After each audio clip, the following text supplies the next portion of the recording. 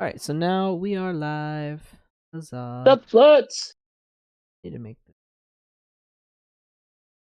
Brew, I can't hear you. Push talk. Hi, fam.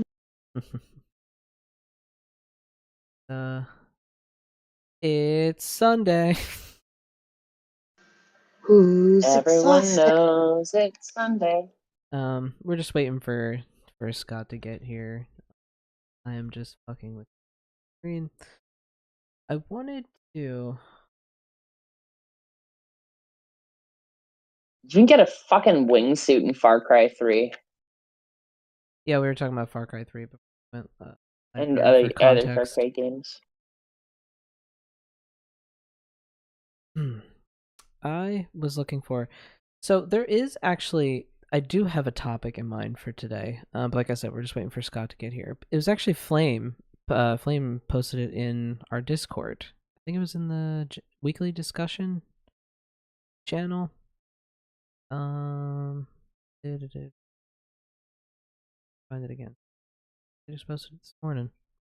Or yesterday. Yesterday. How can one strengthen faith, especially when they seem to have a reluctance, trust, believe, hope, or have faith in anything? So, like, how do you strengthen one's faith? Like, how do you strengthen one's faith? Right?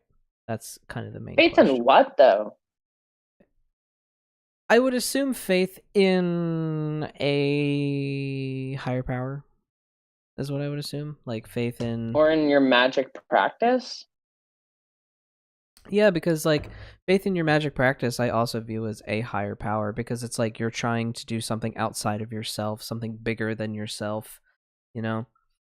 So I guess this falls Faith into... is just the work that you put into whatever you believe in, whatever that is, whoever that is. It doesn't matter. Whatever the faith is just the belief that even really it's just the belief that things will be okay, like things will continue in a positive direction. Right. But I guess what he was saying in Oh, his question is, like, how do you address that with the type of person that has lost all faith, all hope, and all belief? Like, what do you do? No. Where do you go from there? That is the big question. Oh, Brian's here in the chat. Hey, Brian. Nice to meet you. nobody knows. Yeah, I know someone who is a close friend of mine who is a very staunch atheist. You know, she is just like, they're like, I respect what y'all are doing with your various religions and faiths and spiritualities, but it's all science for me. And I respect that, because it's not like no one's trying to impose the other's viewpoint on the other person. Mm-hmm. But like, also those particular kinds of people, they kind of tend to be a little grumpy. A little pessimistic in their viewpoint. And I'm not saying I'm the world's... No, you can't picture... just have a magical mindset about it. As tears stream down the face. It's more just like, usually people I've interacted with that say they are atheists, right? And they're people that, like, I'm cool with and everything. They just tend to be really pessimistic about life in general, and like existence, and like, why are we here? You know, like, because then you get into those discussions of like, why are we here? To die, to work, and to die. And it's like, ooh, all right. I mean, you're not wrong, but like, that work could be something meaningful. It could be something good. It could be more than just slaving away at, you know, the cashier, at the fucking cash register at Walmart. It could be more than that, but because of, you know, society and bullshittery and everything that we've done, you know, all this shit that's led us up to this point, you know, it's not that way. But it's like, I don't know. I tend to find that atheists are a little pessimistic. If you are an atheist who is a massive optimist and has a great outlook on life, I would love to meet you and talk to you. I'm sure you're out there. But yeah, generally. So I think that's where, like, I don't know. I guess the problem is as long as you're not trying to like thinking of Flame's question. If someone is just an atheist, as in I do not believe in a higher power, I don't believe in that, then I really think that like there's nothing to really drive home with about faith, of being faithless or, whatever.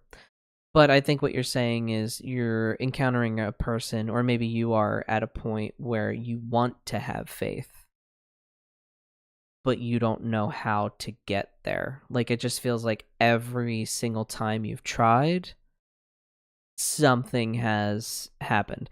And so, like, I think what I would answer is, like, you have to kind of reevaluate what you think faith is. Because I grew up without faith, right? Like, I didn't really have anything to kind of put my faith in. So, and then, like, very, very recently have I solidified that faith. For me, what reclaiming my faith was, it was realizing what was there the entire time. So there is a certain kind of like current, I think, that we all kind of exist in. And there are certain entities that are kind of with us, watching over us from the beginning throughout our lives. We may be aware that they're there. We may seek them out. We may not seek them out. They may not, even if we do seek them out, they may just choose to remain hidden until the point that you need them in your life to make themselves known. So I don't know if that answers that question directly, but that's sort of my take on it. Is like, for me, when you kind of hit that rock bottom faith, like there's no hope, there's no nothing, look back on the synchronicities. What are the things that have been consistent? Where do they lead you? Like all these different sort of magical, esoteric, spiritual things you discover, that you explored, or things that just happened to you. Re-evaluate all of those synchronicities and put those puzzle pieces together and see where it leads you. Also, like, real talk, sometimes being lost is the point. Like, I don't know. I always have like weird takes on stuff, I feel like, and I'm sometimes a little too stoic, but like, real talk, what does it even mean to have faith, and do we need it, right? Like, I feel like faith is one of those things that you need if you're in a position where you feel like you're doing stuff and it's tough and you don't always necessarily have like a clear profile on why you're doing something, or what the whole shtick is, you know? Like, if like, for example, if you're suffering a lot in life, you're gonna ask, like, Why? what's my purpose here? Why am I doing this, right? And you're gonna want faith to get you through it, right? But at the end of the day, it's like, because you're suffering, right? If things are going well and you're not necessarily like on a hard mission and you're not like fighting with shit, what do you have to have faith about? You know? So I think the question of how do you have faith is both, it's a question about your circumstances more than anything else, as far as I see it. Because you're trying to have faith when you're trying to do something difficult or get through something difficult, right? Or like prove magic to yourself, right? Like, I don't have faith in magic because I've seen it work so many times that I stopped questioning whether it can, and I just have long since really accepted it, you know? So So I don't maybe know. I like, think that's my personal take on it. yes, maybe like you're kind of like saying there's a little bit of a distinction between faith and just acceptance I of a think fact. I think faith is really one of those things that's dependent on your circumstances. Like, I don't necessarily have faith. I mean, I guess I do in certain ways, because I am trying to make really big changes, and I have faith in the fact that I was put on a path for a reason. And if it's what I'm being called to do, and all the signs keep pointing towards it, I need to have faith in myself, right? Because I don't always necessarily believe in myself, right? But I think that's where it comes down to, is faith is a bit of uncertainty and a kind of a, what's the word I'm looking for? a bid for hope. You know what I mean? Also, maybe like a bit of that, like, life is a dice roll. Like, there are many things that you can control, and there are also many things that you cannot control, right? Not at all. Yeah. And there is sort of a dice roll element to life, because, and I also think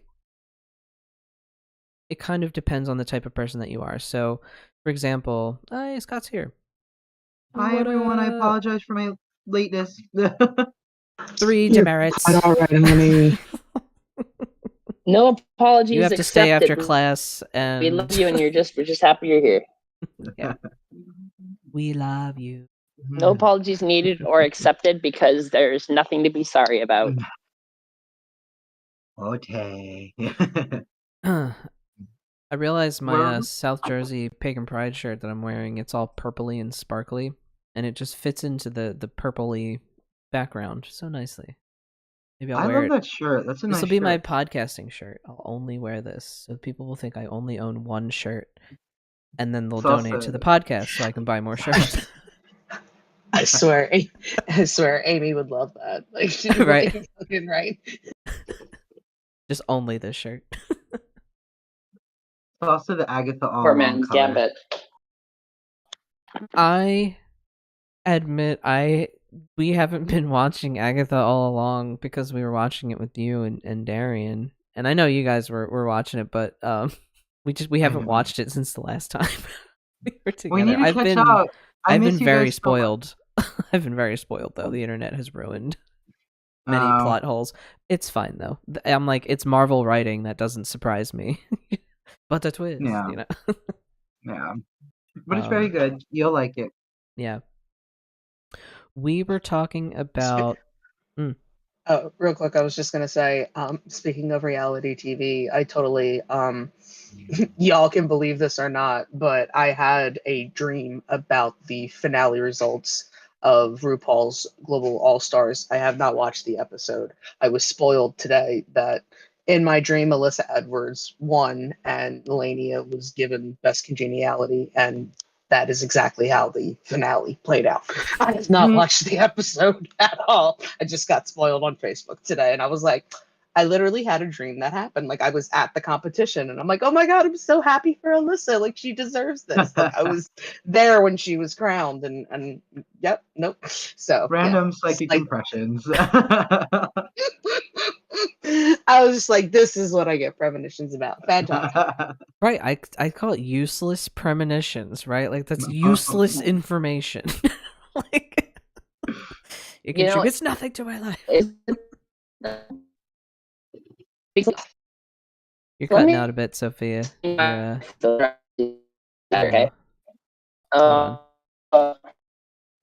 Hang on. Yeah. I need you to stabilize. That connection gotta stabilize. It should be fine now. Yeah, you're good now. Sound like a robot. So let me explain why that's actually the better way to have it happen. So I've had dreams of really important things that are going to happen.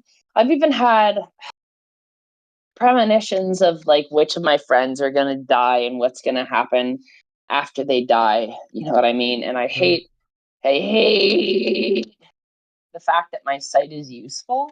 Because like when I was with my ex, Violet, I had a dream where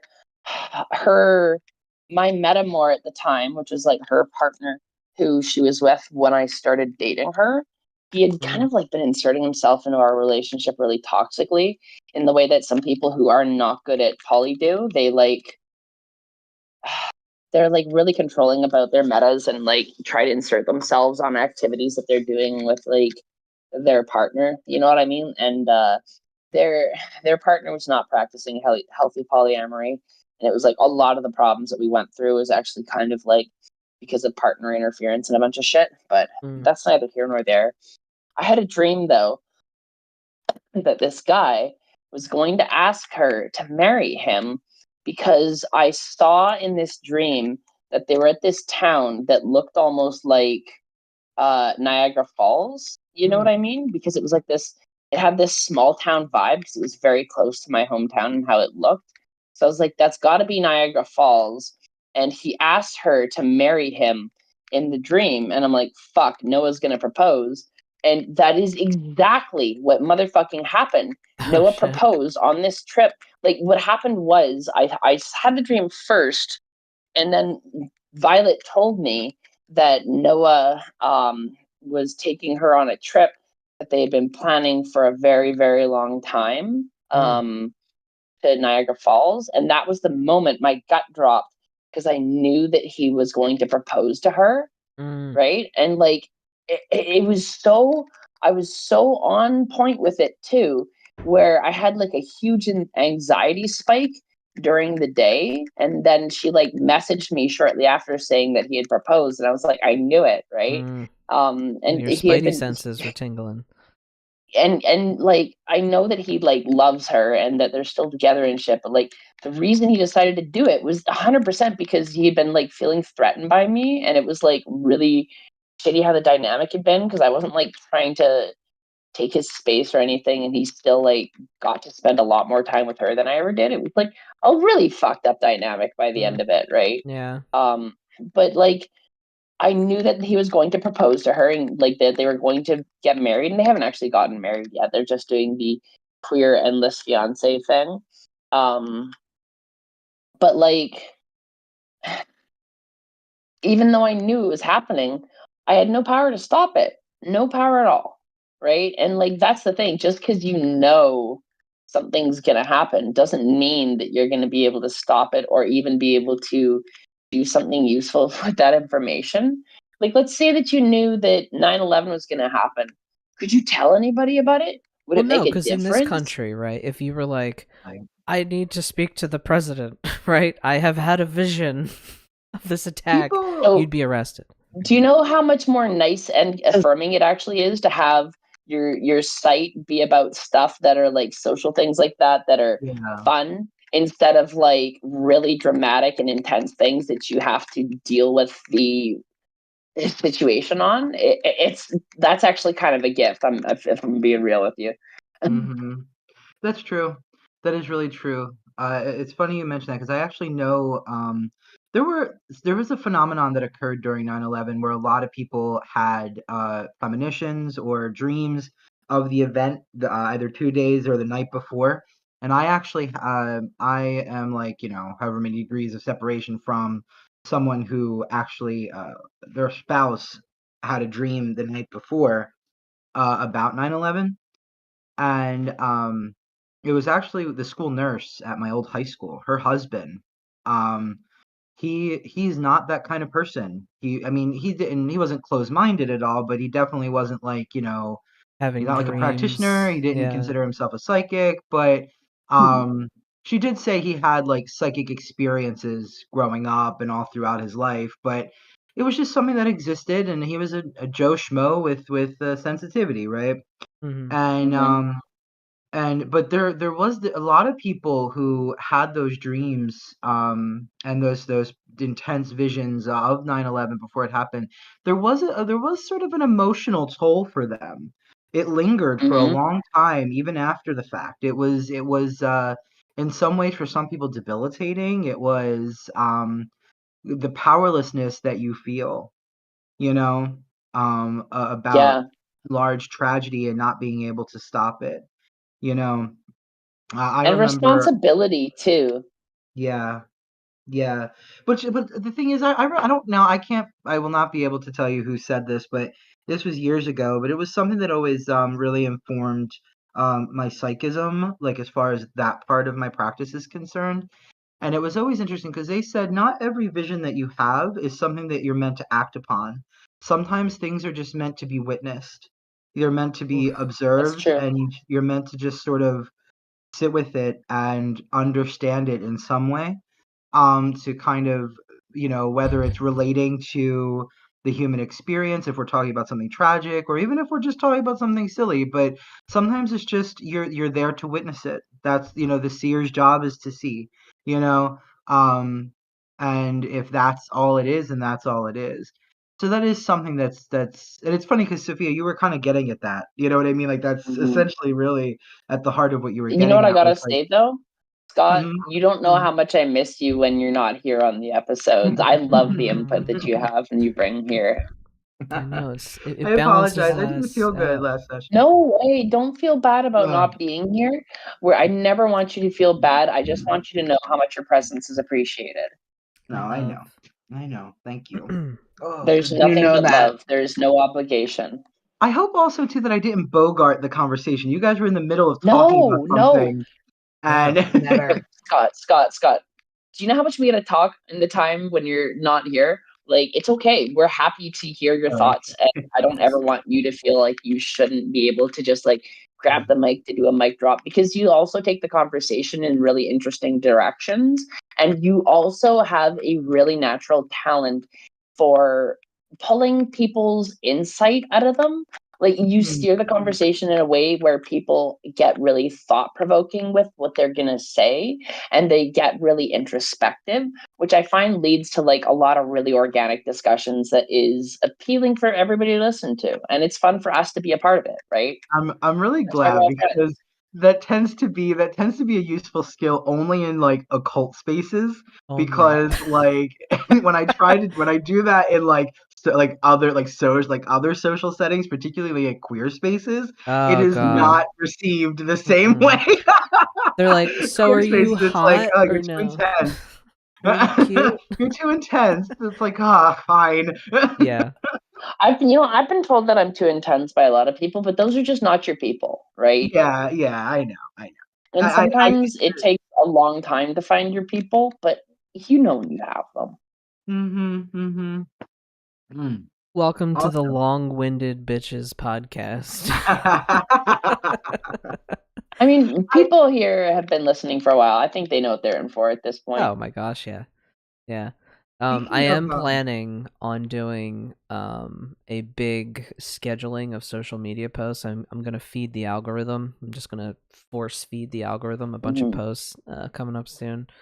So we're at 298 subscribers on YouTube. So I'm like, well, maybe if I do some posts, maybe we'll like attract at least 2 more subscribers. We'll be at an even 300. So yeah, that's my little plan there. I mean, that's cool. I'm excited for that. Yeah. But What You know, made I'm really glad about YouTube being the platform we switched to. I was poking around the monetization features, though. They have changed things, but that's boring shit that we don't have to talk about on air. That's just boring, stupid. Well, for business Scott stuff. to know, we're looking at actually like doing YouTube with the channel now, or not YouTube with the channel. Sorry, what does that even mean? We're looking into monetizing with YouTube for the channel, because it's the most realistic way to do it, because you actually get ad revenue from people watching. And we've had up to 10 people watching organically on stream, which I used to stream on Twitch a lot, to the point where I got affiliate. And I never ended up getting past affiliate or ever getting any money from that, because I had some shit happen and I dropped out of it and went into a deep depression, right?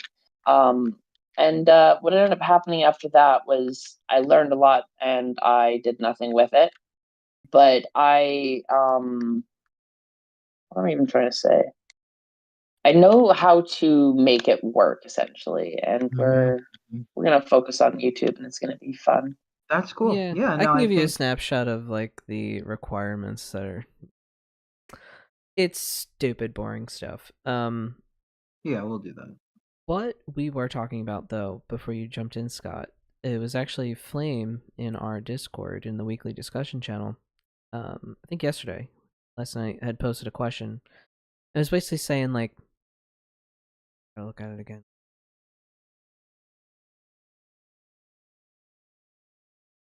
How can one strengthen faith? Especially when they seem to have a reluctance to trust, believe, hope, or have faith in anything. Oh, yeah. Right? Spicy.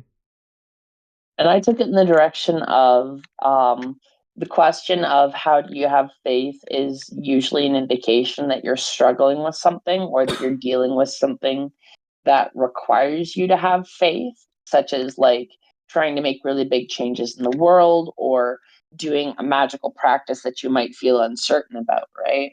And then I said, I don't necessarily believe, or I don't necessarily personally have faith in magic because I've seen it work so much, but I often have to have faith in myself because that's the thing I believe in the least. Yes, that I feel like I really agree with that a lot. I think I've talked about this it might sound very simple to some people, but um I had this really profound moment. Um I think it was in 2019 where I was out front of my house just being a weirdo. I was doing like a whole ritual underneath of the winter full moon, and I was honoring the Bone Mother, and uh I was doing my thing, and I finished this very heartfelt prayer at the very end of this rite, and just as I finished the last words of this prayer, that finishing up the rite, a flock of geese flew overhead, high in the night sky. I couldn't see it, but it echoed all around my street. I started crying. Like I I remember you experienced Message telling me this. received. Yeah. experiencing, I guess, divine ecstasy in that way. And it's not number one. I also don't think that you should look for that. I don't think that that's something you should chase. You're not going to get that It has to often. just happen naturally Yeah, without you trying to have it happen. That's the right. only really, like, these type of things really need to just happen organically. You're trying to observe the unobservable. You need to let it come to you. You can't chase it. I Maybe that's think where the faith comes in. right. I think that I mean for me, I find I believe less when how do I put this? I want to articulate this well.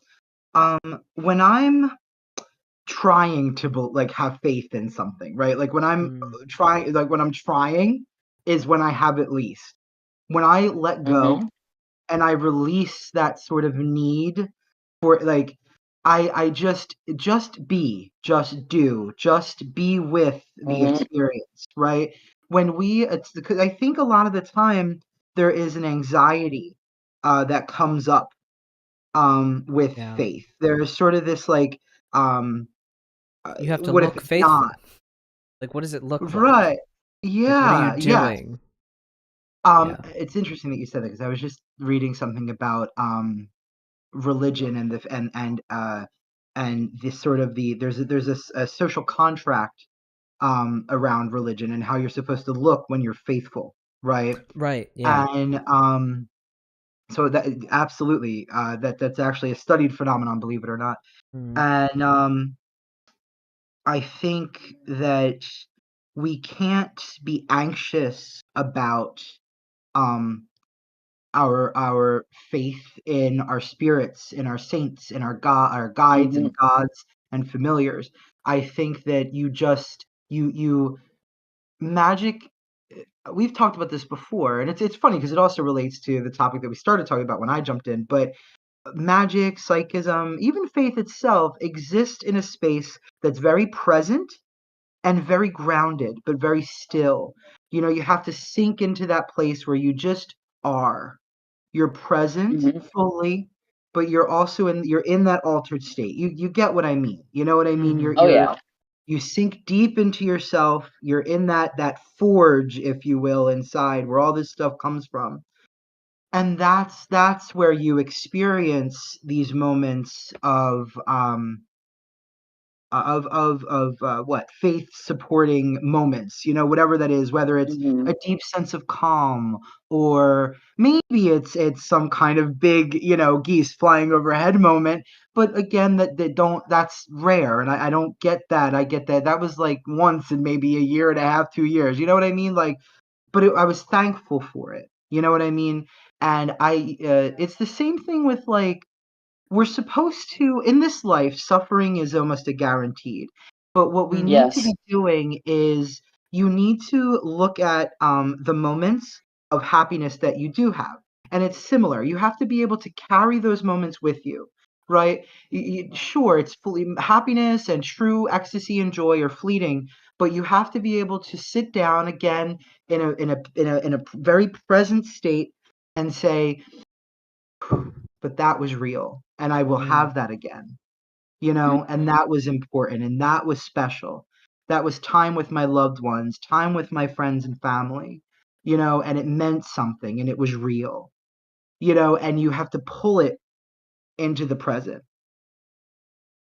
And Yeah. I think faith is like that. I hope that, yeah. Right. So it's kind of like looking back on your own. Yeah, it's kind of like what I was saying, like looking back on your own experiences Mm-hmm. and kind of putting those puzzle pieces together to figure out like what is the foundation you've built your faith on, is on those moments, those happy moments, those profound moments, And also like sometimes um from like a magic user perspective of like how do you have belief in magic, right? Like of it working and this and that. Mm-hmm. Sometimes when you have really new or skeptical kind of people come in, um it kind of like trying to I kind of like lost my thought as I'm trying to form it. I hate that. It's like you have someone come in and they're asking you like basically prove to me that it's real. How do you know that it's real? How do you have faith in it? How do you believe in that it works? And the answer is you have to just do it, And it's also like, oh, here's what I was thinking. So that flock of geese that flew over your house, right? That Mm-hmm. was, to me also, I would be like, wow, that is a sign, that is a profound moment, that is a divine something, right? I would also feel that same way. However, there are people out there that would be like, that's it. Like Yeah. there are some people out there that that you talk to, that the ones that are looking for power and like, you know, you know what I mean? Like they're just kind of like looking I for, I want to shoot fire from my hands, and it's like, eh. Yeah, Yeah. absolutely. Mm. Yeah, I think that I think, how do I put this? I find that when it's the same conversation that we were having about power over, power with, right? Mm. I think ego, I think yeah, ego. I think a lot of that, the people who kind of can't, you have, again, magic, there's a philosophy to magic. See, this is something that we don't, not we talk about it, but a lot of people don't. Even in the practice of magic, so magicians, sorcerers, witches, cunning folk, etc. There is a philosophy to the way that we carry ourselves, right? And how do I put this? We are it's a very practical philosophy. It's a very Mm. real world, like every action, profane or positive, is a divine thing. It's a very animist approach, right? Mm. You fold your clothes, you tend to your garden, you go to work, you come home from work, and you kiss your loved ones hello after a long day. Like all these After little enlightenment, chop wood, wash your clothes. Yeah. like but you get what I mean. It's a Mm. very practical, sort of in line with the tides of nature and just the human nature. And I think when you start trying to go above that, when you start trying to act as if you are not in the flow, you know what I mean, of everything else, Like you're above right? humanity. Like you're above the day-to-day grind. You're Right, above and the thing is that the your rat race. divine experience is innate in the human experience, right? Yeah. So it's not to say that you can't reach incredible heights with your spirituality by remembering that you are part of that same cycle that everything else is, right?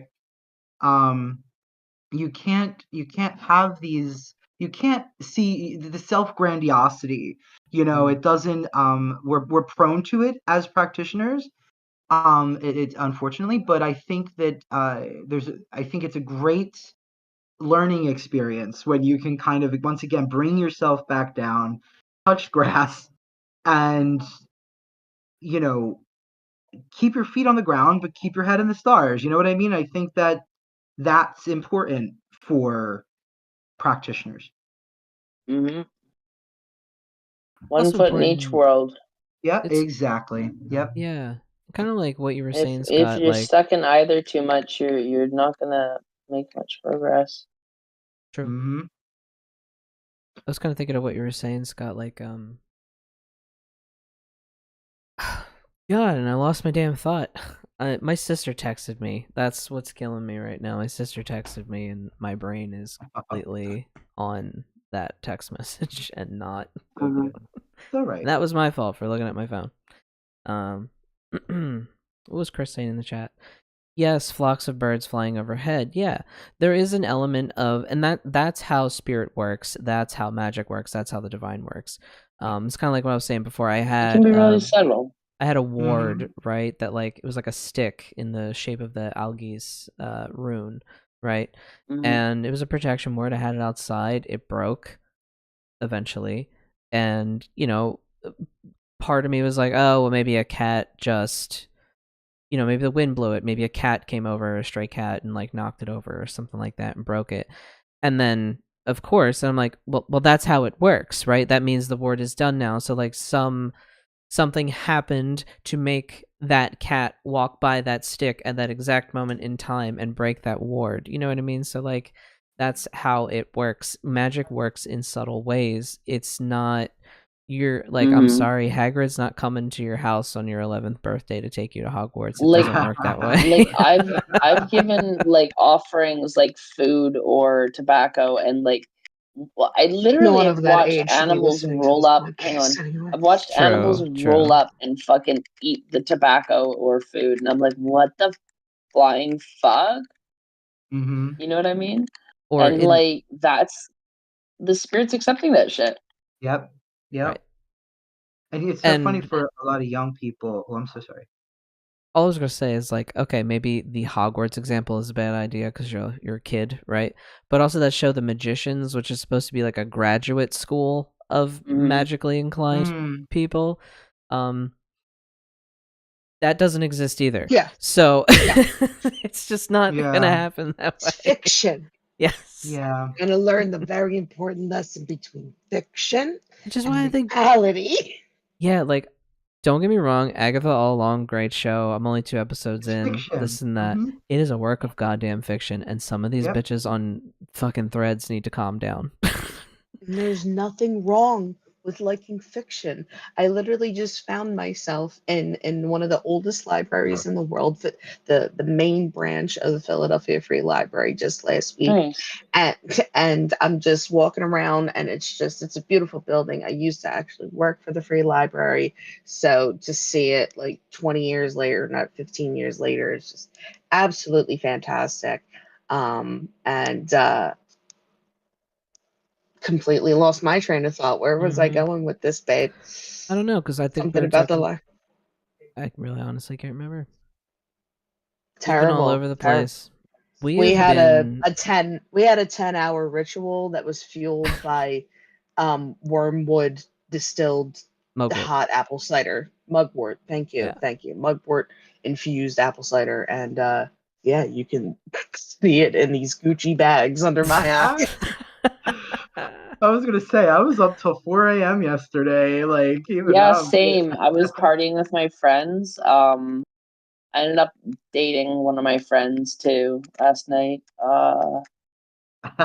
And no, I'd been coming for a while. We kind of did acid together and cuddled Nate out that night, and then realized we had feelings for each other. And then I just talked about it last night when we were cuddling, and we were like, "Yeah, this makes sense." That's sweet. I like that. I was at Fort Mifflin on a candlelight ghost tour last night. Ooh. Love. Tell me more. Tell me more. Well, it actually, I kind of want to use an experience I had there to apply to the conversation here about faith and belief and how do I know, So there was in the first casemate or bunker, whatever, it's casemate, but it's where they this particular casemate is where they held the gunpowder. And for those who don't know, by the way, Fort Mifflin is a Civil and Revolutionary War time fort that was used here in South Philly. And so it's very historical. The first one we went to, so I was with my friend, I was with Darian, my friend Chris, his sister, and his two cousins. And when we went into this casemate, I walked in kind of mostly unaware of what goes on in here, the experiences in this place, but I could very clearly tell that in the back left-hand corner there was a presence lingering, standing there, watching, curious, as to the new people, this people's presence in space. And it turns out that all the experiences are coincidentally by the back wall. Now, I didn't know that until obviously I got in there and the tour guide was telling us the stories. And my friend Chris's sister, she beelines it right for that space, right for the back left-hand corner. And I'm smiling to myself because I could tell she's drawn. I think we've all had that experience where you go into a space and you're like drawn to a particular area and you know what that means. You know what I mean? When you get that pull and you're like, oh boy, here we go. Yeah. Something wants to start talking, and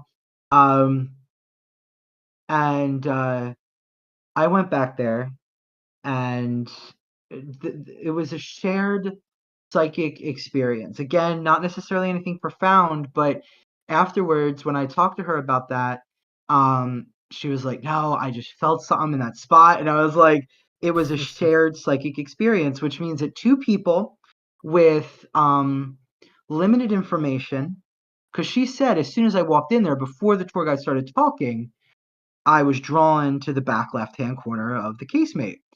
And which same as me. Without, again, we weren't speaking to one another. It's actually a very solemn, eerie kind of atmosphere where everyone's very quiet, just waiting for the tour guide to speak.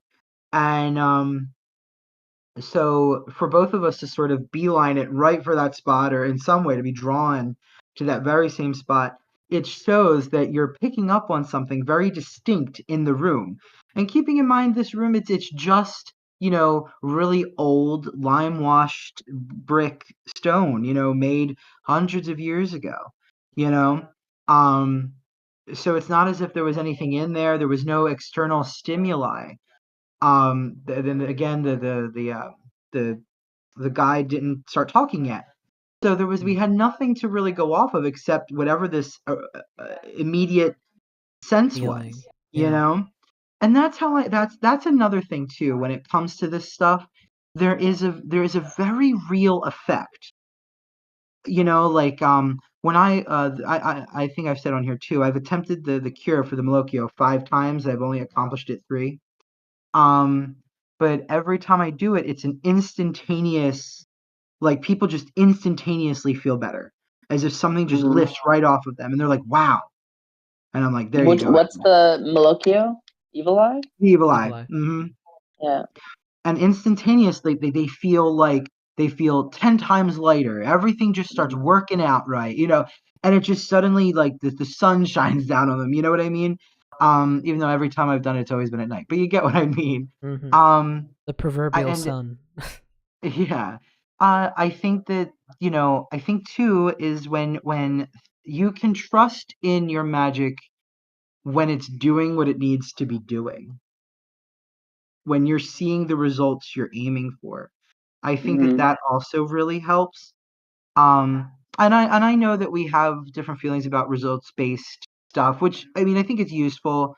And I probably I'm not that crazy about it. Like, that was the thing. Like, I actually got bitched about like chaos magic being a little too masturbatory about results-based magic, if I'm being honest. Yeah.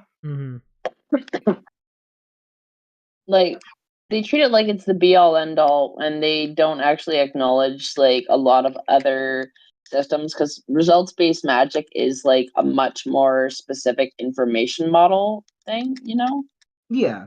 I think what it is The chaos magic community kind of reminds me of like, you know, like, so like, you know how like if you're a scientist now, like you have to go to college and school and you gotta like learn all this shit and to become a scientist.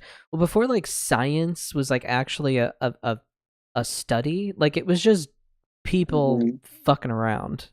Like those were the scientists before before we had all these programs and schools and all this stuff. So it was just people just fucking around with things.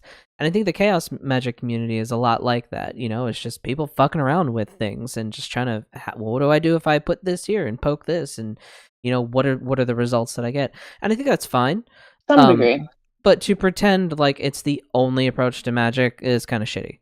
You know what I mean? Like that's the whole point. There's a lot of shitty biases that are entrenched in the chaos magic community, but also chaos magic does have some really cool benefits too. Like I think what they had the most is like actually writing theory and having the chops to sit down and really try to like come up with actual like magic law and rule and function as to why it works. And a lot of the theory can get heady at times, but it's really well informed and it's like sourced from a lot of different places. And I think it does actually really advance the narrative and practice of magic as a whole for a lot of people in the world. So I think even though there are harms and a lot of bullshit biases and like self importance that comes along with it, I do believe that it is a net benefit for the community overall.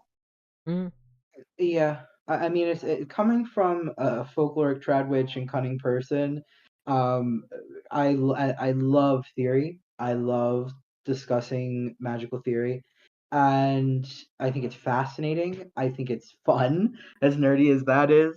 And I think we don't talk about that a lot. And it's one of the, I don't want to call it a pitfall, but it's definitely a whatever for trad witches where like, and I love it too at the same time where we accept it as it is. We accept that the tree has a Newman, it has a spirit, and I can commune with it, and like it's very straightforward.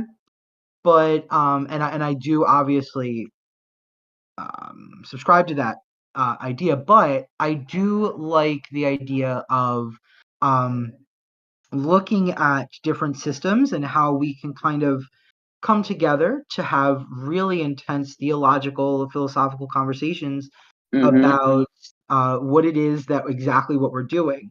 You know what I mean? Why is it that when I, like, sure, we could talk about like, different reasons why, but when I put certain things together, like certain herbs together, for instance, or materia together, and I feel like oppressiveness in an atmosphere, I put ingredients together and I burn it, suddenly that oppressiveness goes poof, right? It's interesting to have the conversation about the who, what, when, where, and why of that, right, because you're trying to figure out how it works to have that, to have that conversation. I also don't think it's you shouldn't get too wrapped up in it at the same time either. You know what I mean? I think because you can talk yourself in circles. A healthy balance. Yeah, because you can just talk yourself into an infinite loop of, it can get too heady and esoteric, and it can get too big. You can kind of talk yourself into an infinite cycle of bullshit. But the three, like the models of magic, didn't they come from all the writings within the chaos magic community? I'm not exactly sure, so I can't say for certain, but I want to say yeah. Like where again, I don't know where we can trace the models of magic back to. Like Frater I'm curious. Okay. So that's who kind of came up with the original theories? Ralph Tegtemeyer. Frater UD. He has a couple names. Frater VD, Frater UD. He was a longtime Fraternitas Saturni. They were an occult fraternity. He's the co-founder of the Illuminates of Thanateros. Yeah, wow, yep. Okay. It's the IoT. That's why I was just like, yep, Illuminates of Thanateros. I like fucking. I like how when you've been in the occult community long enough, you just have certain answers in your blood. You don't even have to think about it. Like that was a reflexatory response. I could tell. That's why I said, "Wow." Yeah. But, So ceremonial magic, then I guess. Yeah, I believe Or so. just That the sounds about occult right. at large. Yeah, it would be. I mean, and the relationship between, I mean, the historical relationship anyway between chaos magic and ceremonial magic is pretty hand in hand. Yeah, It's it's pretty basically much chaos a magic circle, is see this ceremony, you see this ritual, I'm gonna take it apart. I'm gonna smash it with this thing, and then I'm gonna try this thing, like it's And then I'm gonna act like I'm more important than the sources from which I got it originally. Don't do that part. That's you can skip that step. That's one of my scathing critiques of chaos magic is it's wildly colonistic sometimes in the way that it views practices and its ability to just act like some kind of anthropologist and be like, oh, I'm going to come and understand your culture better than you and take apart the stuff that's actually beneficial and create a system that actually transcends the culture and is therefore superior. And it's like a little low-key colonial at times. It reminds me of there's this book. It was Practical Witchcraft, I think, and it's this big compendium. It came out years ago. I have it upstairs, but and I'll send I'll send the information to Jay or whatever to put it in the show notes. But in it has a section on like chaos magic, just describing the tradition.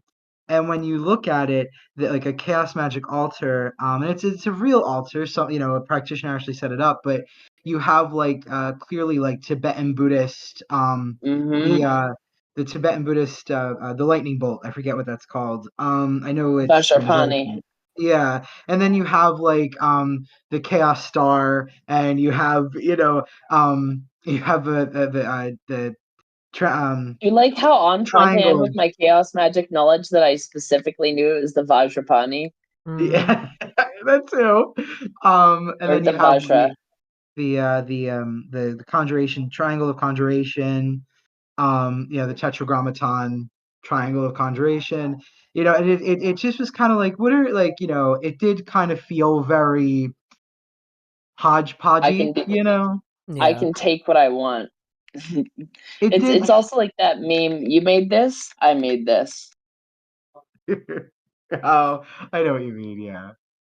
But at the same time, though, like I don't want to shit on like chaos magic either. I've met really cool. No, like I said, it can also genuinely add to the. I don't even consider myself a chaos magician anymore, but it like can also genuinely add to the narrative. Like I'm not going to sit here and act like it's just a bad thing or a bad community. I just think that it does have certain problematic things that it could be aware of, and that if we talk about more, people could be considerate and not approach it with such like weird white supremacist tones. Because like that's the subtle thing about white supremacy that I also find difficult as like a phrase. Because like we do need to talk about it a lot, but like when you say white supremacy, people think about like the most extreme form of it rather than like the more subtle and insidious ways that it like creeps into everything, And I feel like we almost need another word to describe the more subtle version of it, or maybe there is, and I'm just like behind on the discussion, Yeah. Yeah. I know what you mean. I do. I've seen it. I think it's funny because sometimes I wonder if that was like, see, when traditional witchcraft became really popular in the early 2000s, it sort of was really aggressive with its approach at like, uh, let's start putting things back to where they belong, right? Let's try to like decolonize Western magic, and sort of like, instead of worrying about other people's stuff, how about we create a cohesive or create cohesive European systems of magic that are distinctly European in origin or American in origin, because we have a lot of traditional witchcraft here in the States. There's probably even traditions I'm not even aware of in Canada, to be honest. But regardless, and the thing is that I will admit that when traditional witchcraft came in with their whole like academic texts, all your your primary research should be an academic, like, and they were really aggressive. Yeah. And it pissed off a lot of people, and granted, rightfully so. Yeah. Rightfully so. It was way too 100%. aggressive. They came in swinging. They came in real hot. It's also and it not was, anybody's place to tell somebody how they fucking should practice. Like the arrogance of that. Yeah, it was incredibly arrogant. It really, really was. But the one thing that I will say that I'm happy about now that traditional witchcraft feels as if it has its voice, and now that it feels like it has a place at the table, I feel as if they've grown up a little bit and people have calmed down for the most part, and now it's like, how about we all have really pleasant discourse about what's appropriate, what's not appropriate, and let's come to the table together, not talk over, they kind of have come to this place. But and I like that. I like that people now collectively are much more interested in building cohesive systems unto themselves. You know what I mean? Instead of needing to farm elsewhere. And they're interested in the history whilst also being interested in forwarding, bringing their tradition into the modern world, right? And not necessarily just being, like, I think a lot about Darian's tradition and Cometicism specifically. It's Cometicism is so old, you know what I mean? And a lot of what you get from Cometicism is suddenly very Western occultism, ceremonial magic, which is kind of like that. Sure, I get why, because all those ceremonial guys, like, they were looking to ancient Egypt, like they were looking at the Book of the Dead. And not even just that. Like, there's a book that I'm reading right now. It's called Hermetica, which is 2 books that are highly praised in ceremonial magic communities, which is the Corpus Hermeticum and Asclepius, which are dialogues between Hermes Trismegistus and Asclepius and his kids in the first book, which is actually placed second in the actual paper book. And then the Corpus Hermeticum is a Greek book, I believe. But it's like an ancient Egyptian text essentially that people consider pretty fucking foundational for Western occultism. So it wasn't just Egypt they lifted from. They also fucked with Sumerian shit. They fucked with Enochian shit. Don't forget how many different cultures they went and lifted this shit from, right? You got elements of universal knowledge from Hinduism, and you got world and tenets and self knowledge from Buddhism.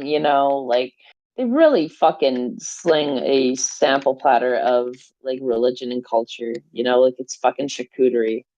Yeah, and the thing is, it's like, it's difficult, right?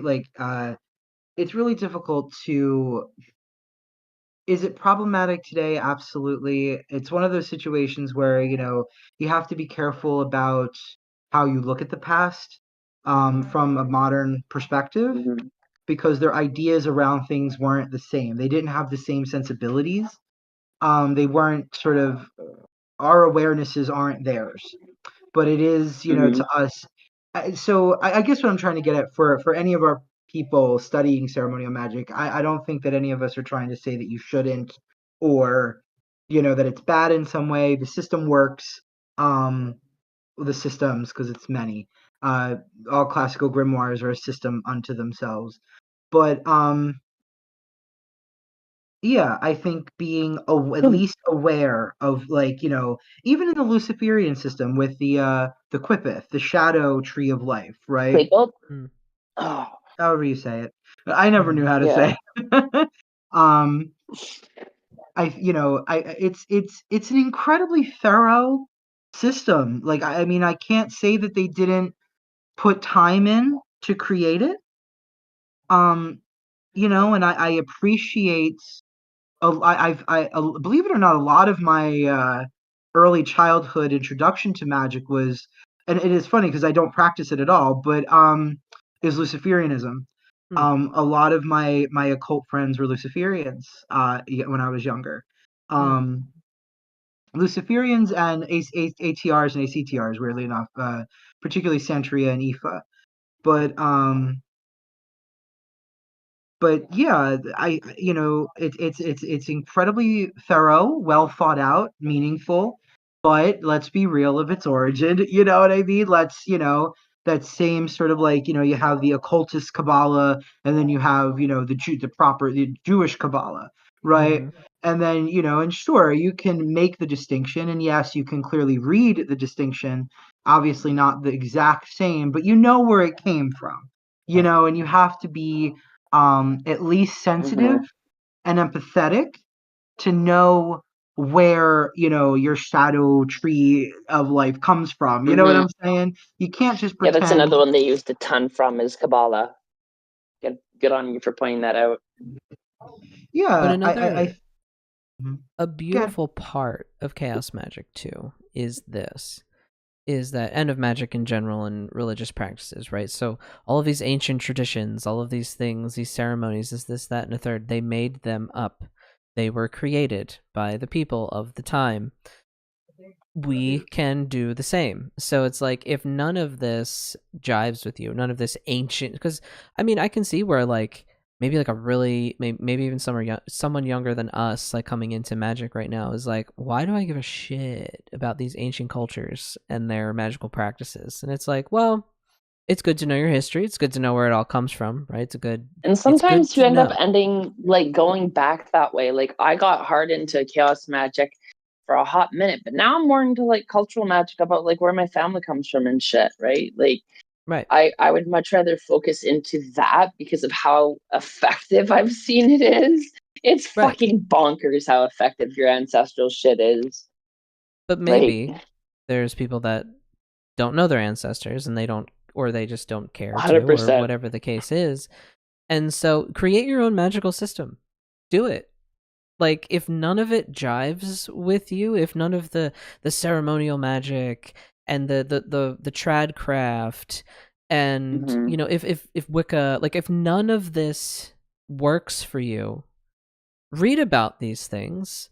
You will find synchronicities and general overarching similarities in all magical systems, in all sort of like you'll see where it all kind of lines up. And then you take those pieces and create your own magical system, create your own religion. I don't care, but the point is we've been making this shit up forever. So you can make your own shit up. And that's one thing I will credit chaos magic with more than any other system. Like I have critiques about every system. Do not get me wrong. I'm not going to sit here and act like any of them are perfect, right? No. My big critique of a lot of traditional systems is how afraid they are to make anything new, even though a lot of it was like iterative and people making stuff up back in the day. They get into this weird, almost conservative thing where they try to preserve an idealized past that may or may not have ever existed, depending on the group and how they narratize things. It's different for every group or culture, right? Because some of them are actually accurate, some of them are less. Like Wicca is not an unbroken line, right? But there are like indigenous resistance groups that are, right? And I'm not going to act like they aren't. So it's complicated and you can't ever really just reduce anything to one thing, but chaos magic really is iterative. It really is generative, even though they do commit a lot of white people dumb fucking bullshit. They are also capable of doing really good things and breaking past certain barriers and stigmas that other people might have. Like there's not many magic groups I know that are really pulling their material from anywhere that aren't chaos magicians who are willing to like super make up their own new shit, right? Like they're almost always drawing off of like older knowledge or older references. And I'm not going to say that's bad because like I just said ancestral magic absolutely fucks if you know what you're doing and where you come from. It can be very potent, right? Like it's crazy, but it's not always accessible for everybody, right? So you can always make your own shit up. And like real talk, I was doing the make your own shit up for eons before I even knew where the fuck I was from, right? Mm-hmm. And even that with my magical narrative and my magic thinking, like that was enough to get me there. And then because of the path that I've walked, the spirits from, you know, different backgrounds I have come to me, because it's like multiple different things that happen. And they let themselves be known, and like it actually, they'll help you figure out where you come from, weirdly enough to say. I love that you were talking about that particularly, especially from like a folkloric tradcraft cunning perspective too, because I always find it a bit silly how stuck in the past a lot of us are. Yeah. And It's the a reason I little say that ridiculous sometimes. and the reason and the funny thing is there's actually historical precedent here as well, where even our spells were different dependent upon families. Ooh, You see yeah. this a lot in Southern Conjure. You see this a lot in Italian cunning. You see this a lot in Appalachian cunning, where there's a wonderful prayer that I use if I get burnt or scalded. Three ladies came from the east, one with fire, two with frost. Out with the fire, in with the frost, and you take the fire from the wound. That part, the last part's not the spell. The it's just yeah. And sorry, taking fire from wounds is a old. No, there was a similar charm that I read. I was on the Brockrai website. Yep. Reading about that. I just read that something about three sisters. One does this, one does that. I'm gonna have to find it and send it to you. And the reason that's exactly my point. And it's funny because I have the long lost friend, and there's a version of it in there as well. The long lost friend is a very popular American grimoire that was sold up until I think like around like 1965.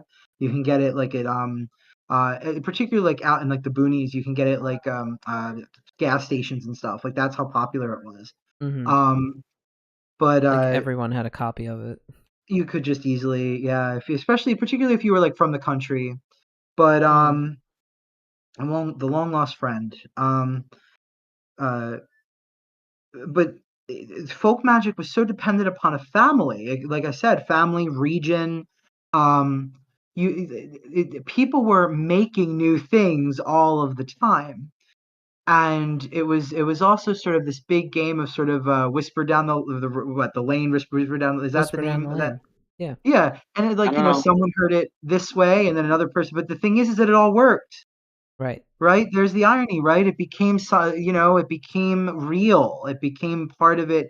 And I think that without having this knowledge of folk magic and folk witchcraft, that now it's like, well, tradition says, tradition dictates, and it's like you don't know what that means. Yeah, like tradition for what you think.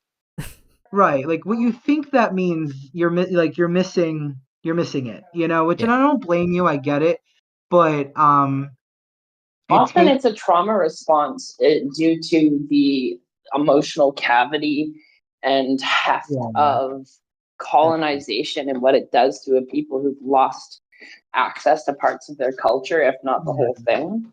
Yeah, that yes, absolutely. I do recognize that as well. Yeah, for sure. That is true. So I have nothing but compassion for people who are going through this, right? Yeah. I think the only reason I think I find frustration is because sometimes they can be a little loud at you when you try to sort of be like, hey, maybe it's this way, because I try not to be aggressive anymore as best as I can. But oftentimes it's just met with aggression, being, corrected. And I understand it's from trauma. I do. I feel that, yeah. I have empathy, but I'm also, I'm not going to be, I'm not, one thing, like, see, I love this podcast because, and I hope it comes off to everyone that we're not like talking in a what is that phrase, like in a chamber, like we're echo not chamber. An echo chamber. Thank you. My brain wouldn't work. That's not we do often agree, but we're free to disagree here, and I won't participate in that echo chamber. I'm not just going to feed you back what you want to hear just because you want to hear it. I'm specifically talking about those people who fight back, but I do agree with you, Sophia, 110% that you have to have empathy about this particular situation. You can't be aggressive, and that I definitely agree with. But it is frustrating. Aggression usually just gets met with aggression, like in response. Yeah. You know, like so you can't come at someone like you're doing it wrong, and they're gonna be like, "Well, you're doing it wrong," and then you get nowhere. right. Yeah. So I think that I think that being open, I know it's hard for me too, but being open to critique, but real critique, right? Like you can't be a dick face, but Right. but if it's real critique and it's genuinely polite and cordial, I think that that's healthy. Mm-hmm. But yeah.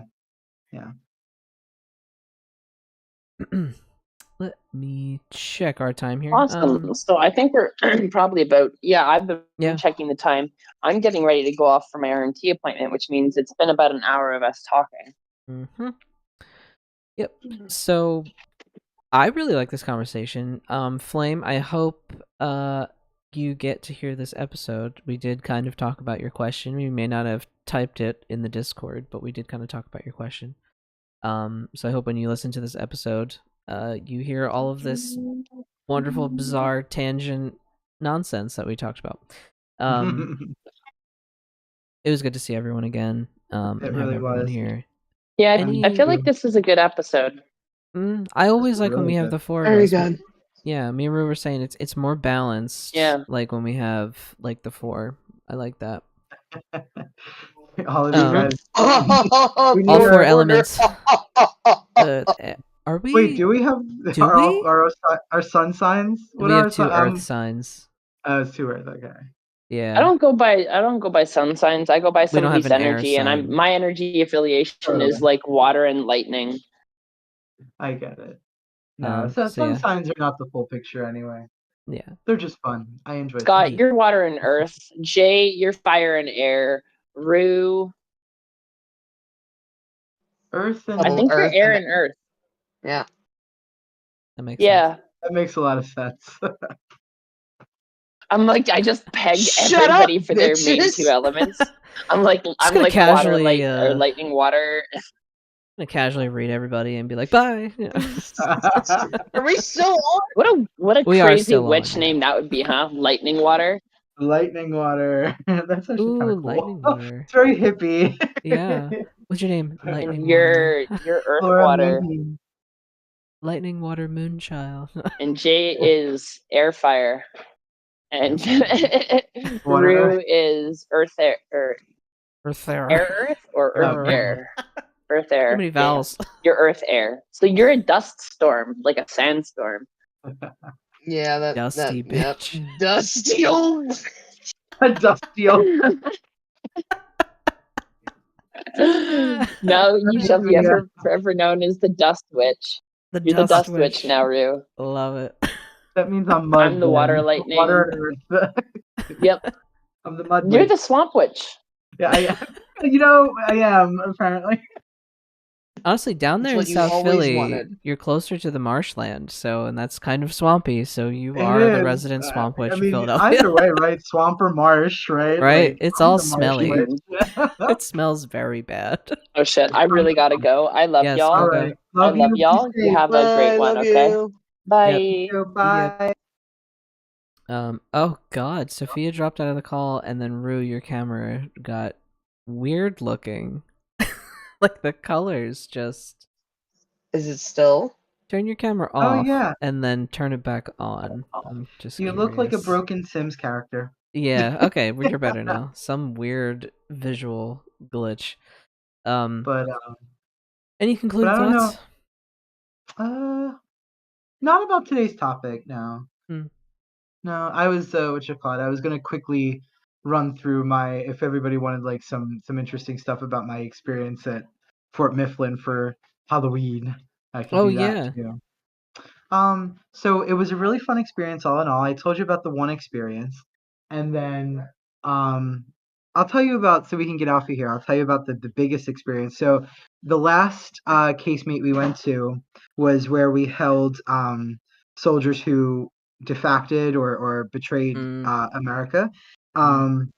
It's also where we had turncoats. Yeah. Thank you, sweetheart. It's also where we held prisoners, British prisoners, and at one point I was attracted to go. Weirdly enough, a lot of the spirits congregated to the back of the casemates, and I went back there, and from the psychic mind, I heard someone say hello, and I said hello, but then I realized where I was, and I was like, I don't know if I should trust you. I don't know how you feel about me, you know. Like, damn me for being so polite. Right? I was like, Hello, I don't hello. know. And I was like, I'm gonna I didn't say anything, which I probably should have, just to politely disengage. But I kind of was like, I'm gonna go back to the it was not very big, but I Yeah. went back to the group up front, and I'm standing there listening to the tour guide, and someone nudges me from under my left armpit, sort of that shoulder area, and just moves me with their fingers, as if to be like, I was talking to you. You know what I mean? Like come And I back looked here behind kind of me, and of thing. course there was no one there. Mm-hmm. And so I thought that was really interesting too. It is interesting. Someone Yeah. did want to. They were like, "Oh, you can actually talk to me." Right. And I was like, God damn it. And you're like, I don't know if I want to get into all that here, buddy. Right. I was like, they don't really like psychics on tours like that anyway. So I was just like, I'm gonna Yeah. mind my business. Like, I'm not here for the spectacle. I'm being as respectful as possible. Right. So there's your creepy little ghost story for the rest of the month of October. I love it. So yeah, so I think with that, we are going to hop out of here, and we will see you all in the next one. Bye, everybody.